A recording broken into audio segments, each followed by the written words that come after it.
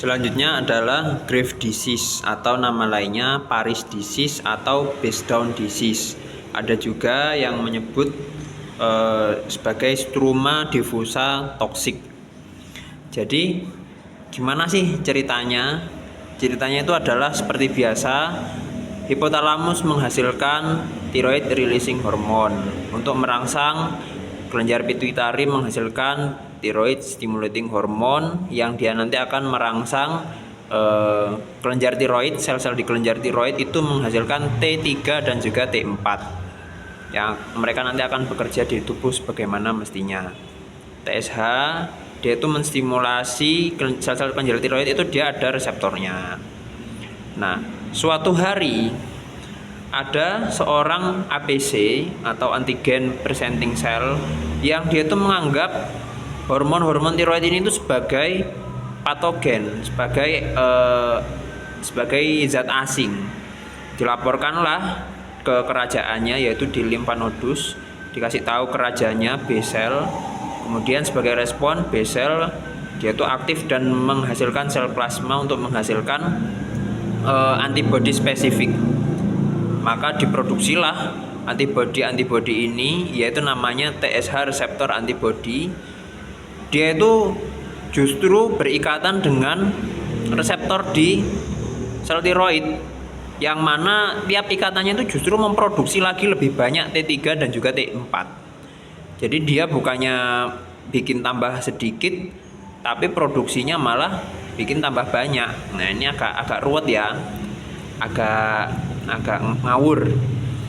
Kemudian karena produksi T3 dan T4, hormon tiroidnya itu banyak, maka dia itu memberikan umpan balik negatif feedback ke atas, sehingga hipotalamus dan anterior hipofisis ini dia menghasilkan sekresi dari TRH dan juga TSH. Itulah mengapa pada Graves disease kalau diperiksakan TSH-nya itu dia sebenarnya rendah, tapi free T4-nya dia sangat tinggi.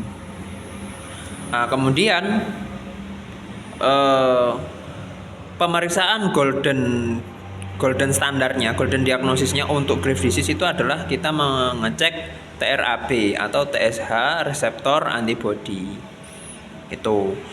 Nah, selain mempengaruhi sel-sel di tiroid, TRAB ini itu juga ada efek sampingnya ke mata, bisa menyebabkan oftalmopati, kemudian juga ke kulit menyebabkan dermopati, kemudian ke jaringan lunak di tangan kita bisa menyebabkan clubbing finger atau akropasi. Dan yang jelas manifestasi klinis utamanya adalah hipertiroidisme. Faktor resikonya apa saja? Yang pertama, usia 20-an sampai 30-an atau dekade 3 sampai dekade 4. Kemudian wanita jauh lebih beresiko daripada laki-laki sebanyak 7 kali. Tapi bukan berarti tidak ada pasien Graves disease yang laki-laki, tetap ada. Kemudian apabila digali ternyata riwayat keluarganya ada yang mengidap Graves disease juga, maka orang tersebut juga beresiko. Kemudian ada juga riwayat konsumsi amiodaron, obat-obatan amiodaron ini meningkatkan resiko terjadinya Graves disease.